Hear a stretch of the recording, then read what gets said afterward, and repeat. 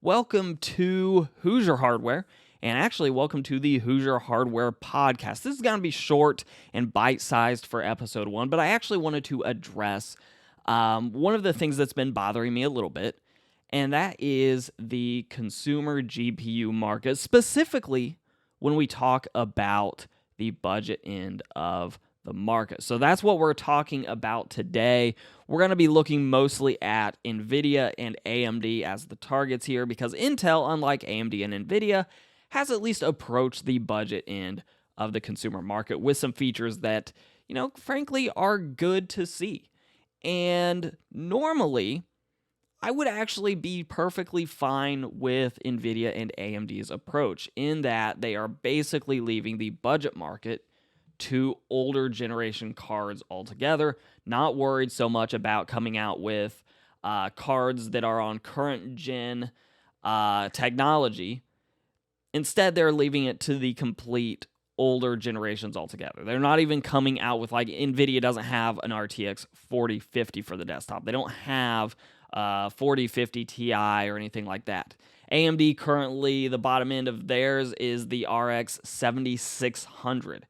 Which the cheapest one that I saw on Newegg when I was looking up some prices, about $270. The RTX 4060, the lowest end thing that Nvidia currently offers on the consumer market for current gen cards, right around $290. So there's really nothing that is super budget friendly outside of Intel. And the reason this bothers me more this generation than it would have in past generations all comes down to AV1 encoding. For those of you that don't know, AV1 encoding and decoding is a codec that, for the bit rate it offers, it can give you a better image quality. So if you're a streamer and you are limited with your upload speeds, because say you have Comcast, for instance, which a huge chunk of people are stuck on old cable networks like Comcast that are making virtually no effort to give even the option of faster upload speeds. Like right now where I live, I'm stuck with Comcast, which download speeds, they're fine. I can get 1 gig. I think I can even get 1.2 gigs, which isn't the fastest thing out there, but it's fine. The problem is it's not symmetrical. The fastest upload speed that I can get in my neighborhood, even with the possibility of getting, is something like 25 megabits per second, which if you're a streamer, that really might limit you on the image quality of your stream. So AV1 encoding would allow you to have a better image quality while using a lower bit rate, which, again, a little bit niche for me because I'm stuck with a lower bit rate than I think most people that have access to cable are.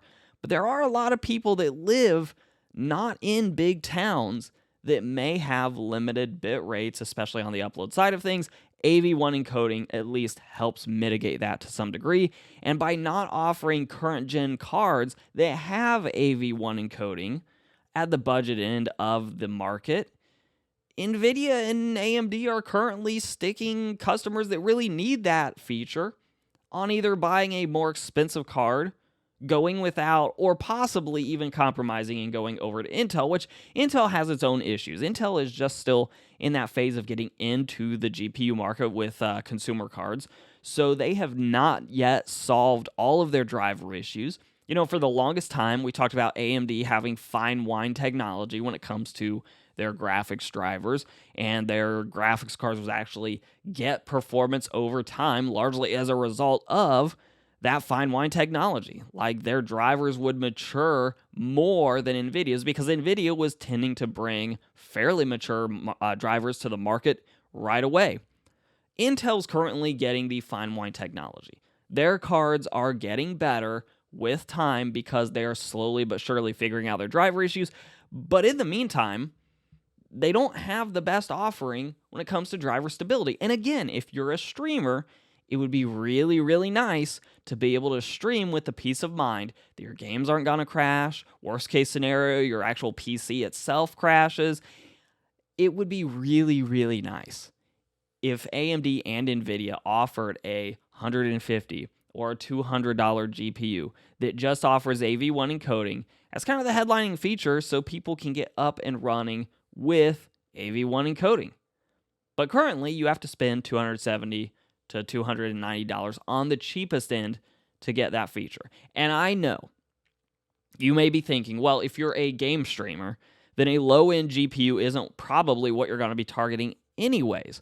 But keep in mind, not everyone is a game streamer. There are huge other potentials for streaming where AV1 encoding would absolutely help you out. So, sure, if you're a game streamer, you're probably going to already be looking at higher end GPUs beyond the super budget end. But if all you're needing the PC to do is to stream, and you just need that AV1 encoding, right now, Intel, on the budget side of things, that's about the only game in town, which is a shame because Intel is going to clean up on that. And I admit, it's a small market. Intel's cleaning up on a small market. But Intel's got the A380. It's a $100 graphics card. Nvidia and AMD have conceded that completely. So I guess the takeaway here is I'm going to complain a little bit, which is fine. AV1 encoding is a big deal. Hopefully down the road, once the RTX 5000 series comes out, hopefully the 4060s get more and more affordable. I know that I'm sort of glorifying the old days of budget GPUs when NVIDIA would have things like the GTX 1050 Ti. And I know that after you adjust for inflation, that $150-ish price tag that the GTX 1050 Ti was at for a long time, it would have gone up closer to 200, maybe even slightly over, but it's just the complete abandonment of that side of the market that is irksome, and I know the reason for it. Like, I understand businesses are here to make money. AMD and NVIDIA both are selling every GPU they can manufacture right now. NVIDIA being huge in the AI side of things, there's no reason for them to focus on the budget end of the consumer market when they can produce these gigantic GPUs that are massive, massive professional cards with huge price tags because AI is exploding. So unfortunately, AI has put us into a similar position as did crypto mining back several years ago at this point, where NVIDIA is going to capitalize on the most profitable part of the market, and currently that's going to be AI.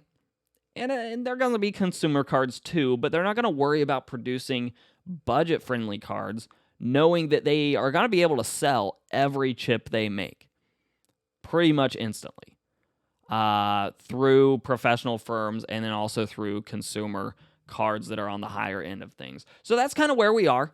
It would even be nice if Nvidia and AMD had budget cards that maybe were on old processes, like they weren't on the newest technology, but still added in that AV1 encoding. So that's just a concept that I think would be really interesting to the market.